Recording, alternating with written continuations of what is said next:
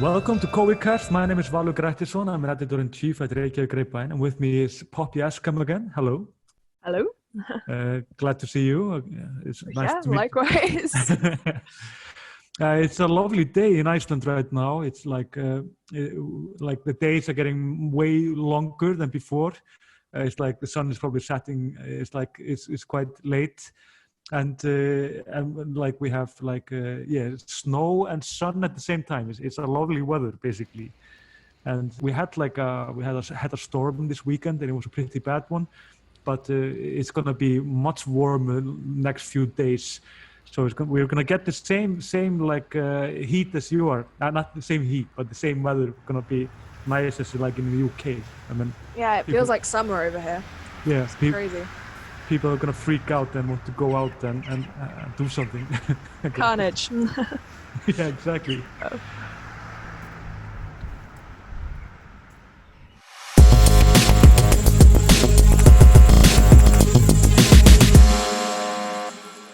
A lot of things have changed since yesterday. Of course, there are still 6 that have died from the COVID-19.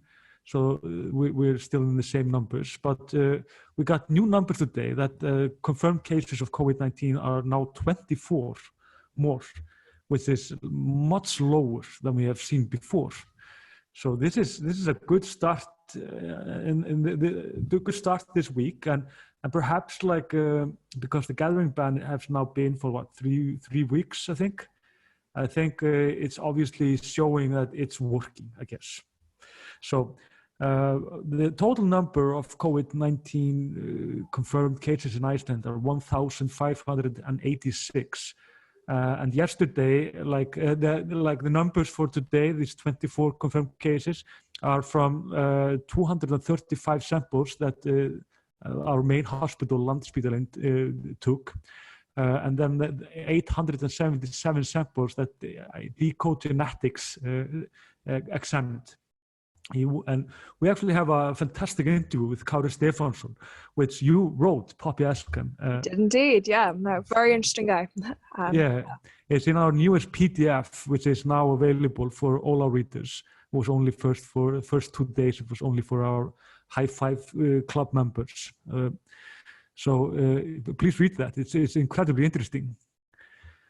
We have of those samples that we took, 71% of them were already in quarantine, so that's pretty good.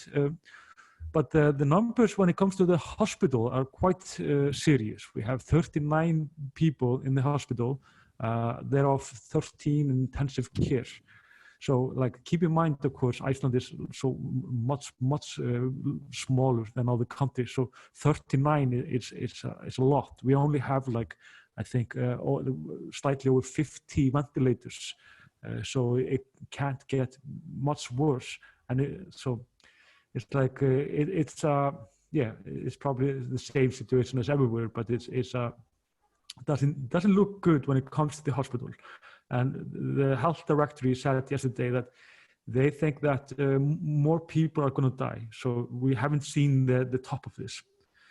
But also interesting because help of Decode, of course, and our amazing healthcare workers, they have taken 29,000 samples from Icelanders. That is slightly under 10% of the whole nation, which is just absolutely batshit crazy. It's 6 or 7 millions, I guess, in the UK, and I don't know, it's just ridiculously high numbers. So yeah, and in the Westfjords, they've tested 45% of everyone in the Westfjords, and they've tested 2,000 people. Yeah, wow! Which is just absolutely amazing that one region can have that high level. They said that if you had the same rate of testing in the Westfjords as the whole of Iceland, that would be 170,000 people. Mm-hmm. So we have, all in all, we have 4,400 people in quarantine right now. And also 13,500 have finished their quarantine. And overall, we have 559 that have recovered from the virus. So, I mean, it looks better, definitely, because of this lowering numbers, and it feels like we are let's be optimistic, I guess. It feels like it. But this isn't quite over. We have 26 cruise ships that have cancelled visiting Iceland. Iceland is expected 189 ships to visit the country from March to like September, I guess. So it will be interesting to see how this will go with the cruise ships. But yeah, I would not want to be on a cruise ship in the time of coronavirus. Also, and this is interesting, you wrote about this, right? The threats of violence recently made against are like, they call it the Holy Trinity in Iceland. Yeah, so yeah. The three, you're gonna have to pronounce the names because I really can't. Yeah, it's Valur Grettisson, he's the chief of police. Alma Möller, which is the Surgeon General, and Þórólfur Guðnason, he's head epidemiologist. You have to pronounce that for me. Chief epidemiologist. There we go. Between us, we've got it. So yeah, so it's unclear like what exactly the threats were or when they were received, but threats of violence have been made against these three public officials. Mm-hmm. And so Vidar talked about it in the press conference yesterday, and it sort of looks like someone, how he put it, not politely expressing their sort of criticism. So the police have stepped up the level of protection for all three of them. And so they don't seem very flustered by it. Vidar definitely doesn't, but it is quite sobering.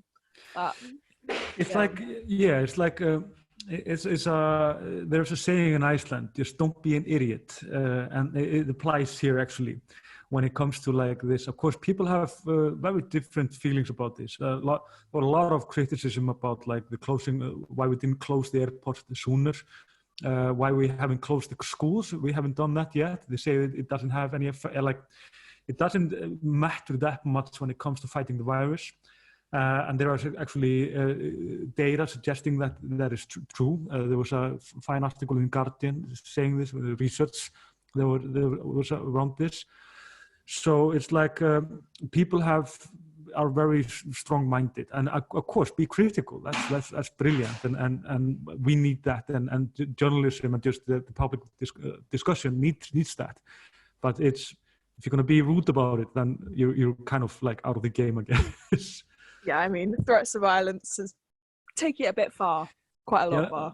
Also, like, why? Like, what are you going to do? Like, beat up a doctor? Like, why?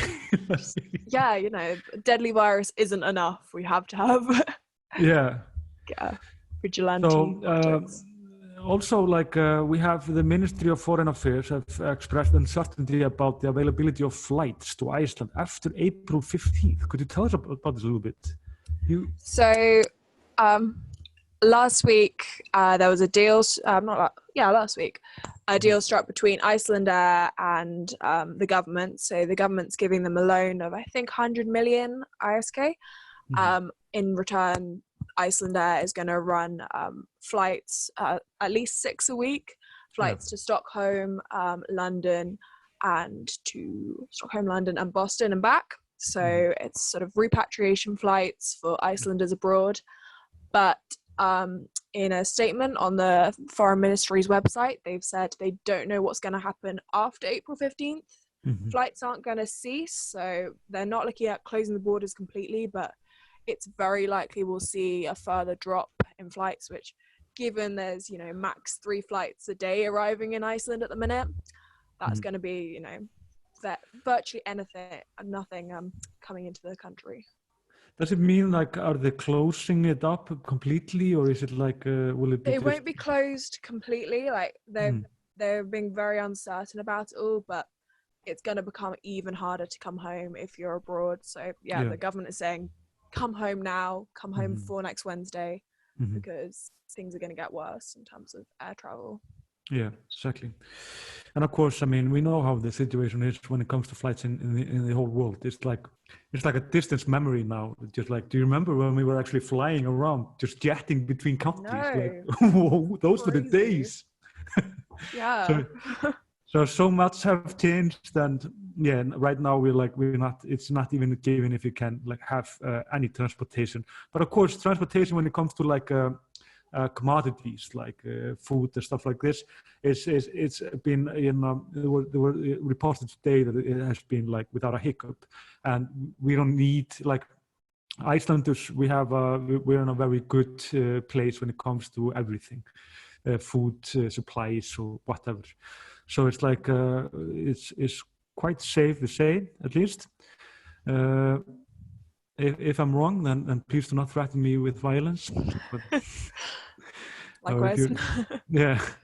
Also, to the grimmer like side effects of this gathering ban, which is domestic violence.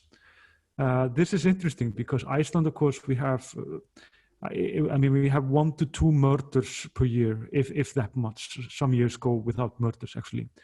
Not often, though, but we have top like 1 to 2 murders.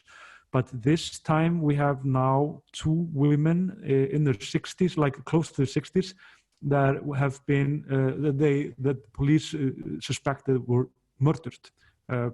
In one case, the son of the woman is in detention because he is suspected to have murdered her, stabbed her. And the other woman, she was possibly strangled by her husband, which is now in custody. So this is actually like a huge concern in Iceland, and they addressed this a few days ago, last week, very strongly. And we're talking about like that people should be very awake about this and call in if they hear something or see something. And there was a very shocking news at Vísir today. Our readers know Vísir pretty well. It's like we often use it. It's like one of the biggest news sites in Iceland. And there was like a man, like a couple, not far away from me actually, where I live. And they met this woman crying, and there was a man following her, and he was obviously in a domestic abuse situation, and the man was arrested, of course. So it's like it's getting quite dark and grim.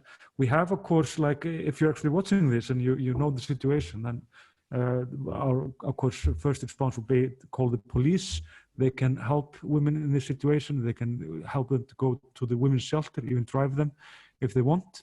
And if you're confused and need some advice, then the Red Cross have a very good helpline called 1717, 1717.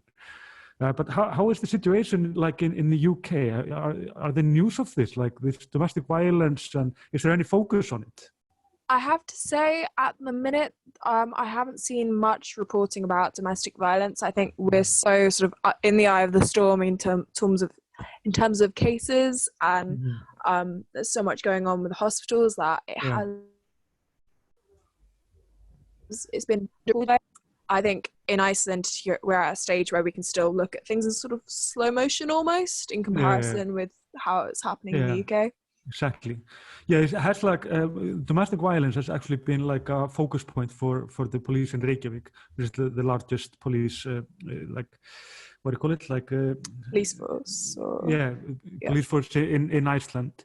And we have had like 2 women now in like past 10 years that have been like 5 or 6 years, sorry, that have been like commissioner of police in Iceland, and they have focused a lot on this. So this they are trying to change this by like, because like just 15 years ago when I was starting like reading about crimes in media in Iceland, these were, of course, everybody have heard about domestic violence, but you never saw this in court or anything. But now you have much more cases in court where the men are convicted for domestic violence, and so it's a positive thing that we actually are noticing, and we're thinking about it, I think. Although we would, of course, say just take it easy and just do not hit your wife. It goes without saying. Yeah, it's just silly to say it. I don't know, but it's not a laughing matter either. But but at least the police in Iceland is very aware of it.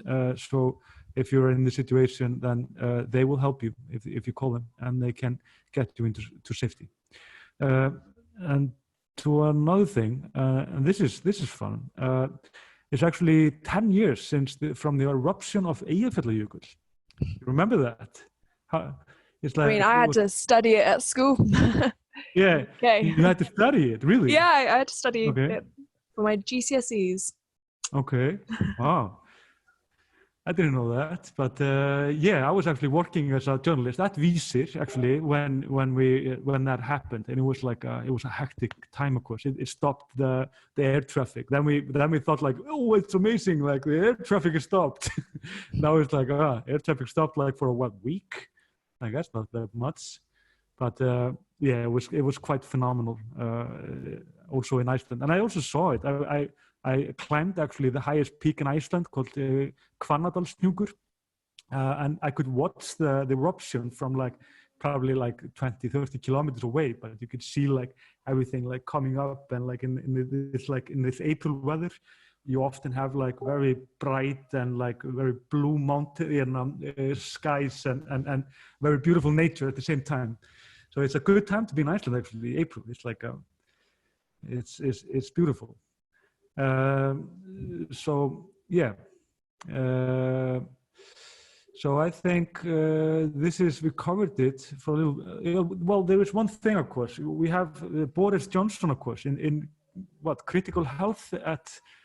So yeah, so on Sunday he was taken into hospital, which we talked about a bit yesterday, and we were told the public was told it was just for tests. It was perfectly fine, mild symptoms.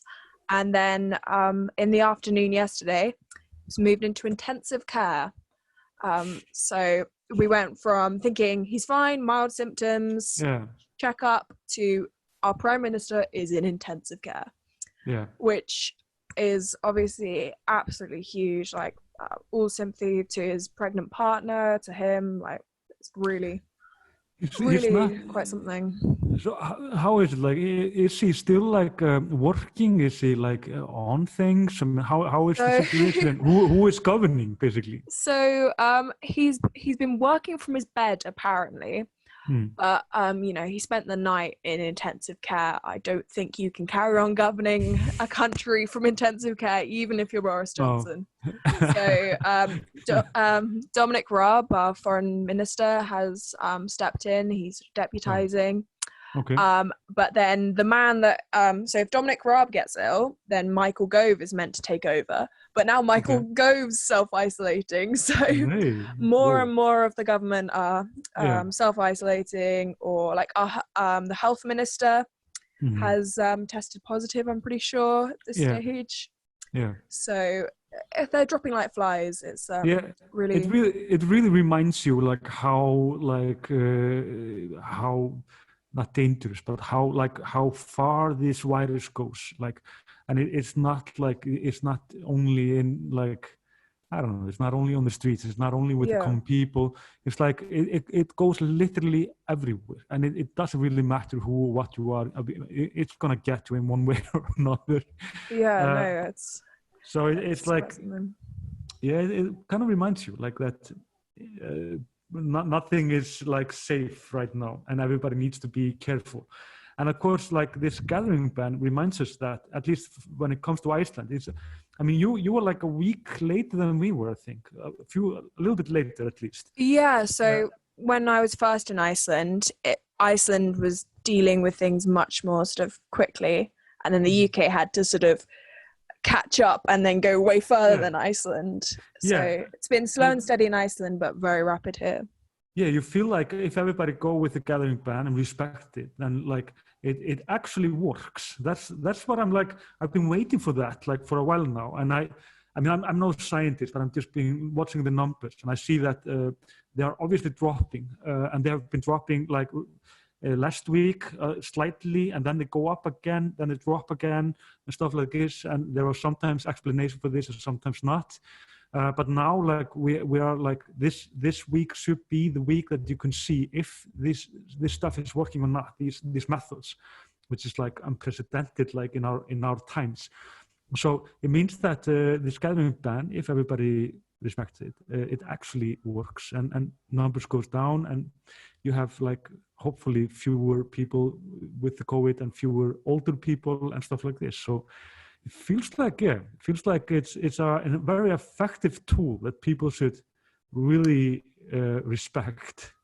I think the testings, as well as the gathering ban, I think just the level of testing has got so much to do with why Iceland's very different from the UK.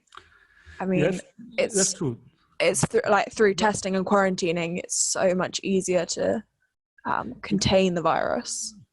But it feels also like that when it comes to the testing, it works for a while. Like in the beginning, it works to slow the spread down somewhat.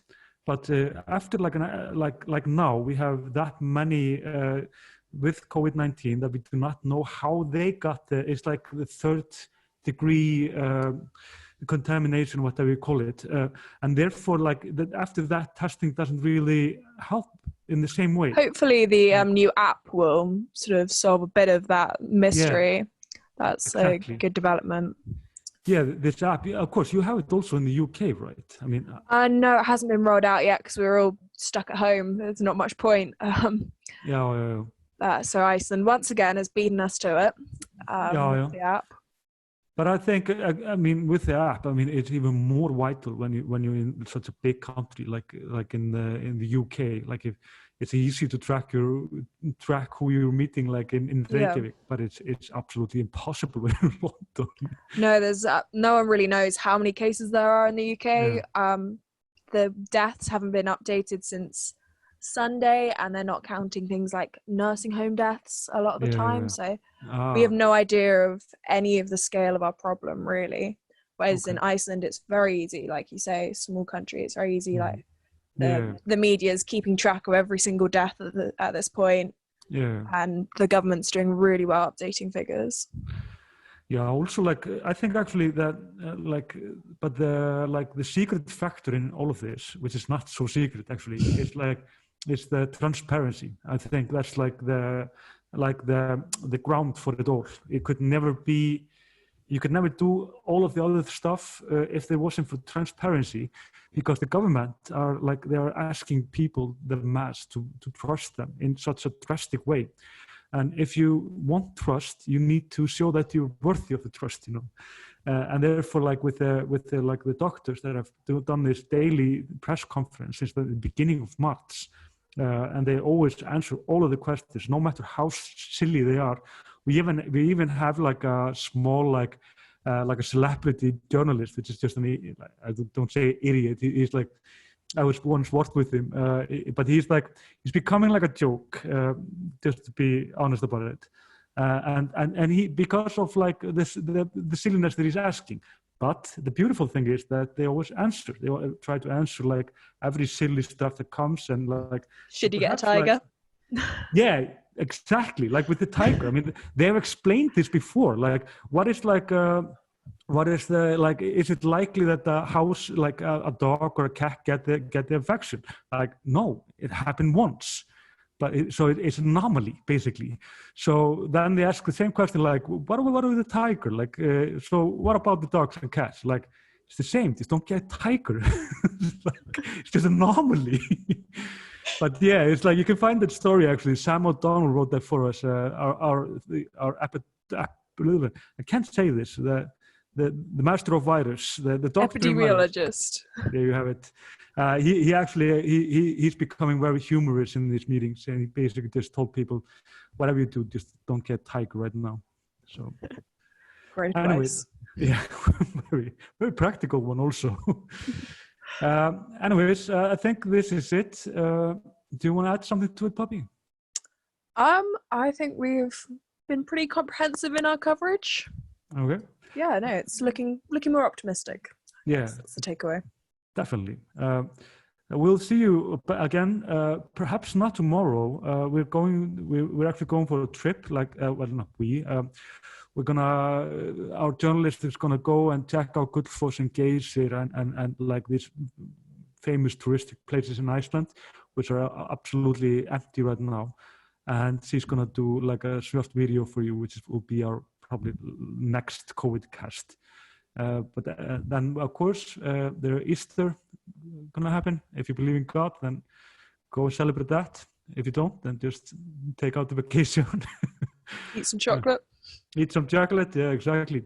So yeah, thanks for being with us today, and goodbye, and see you later.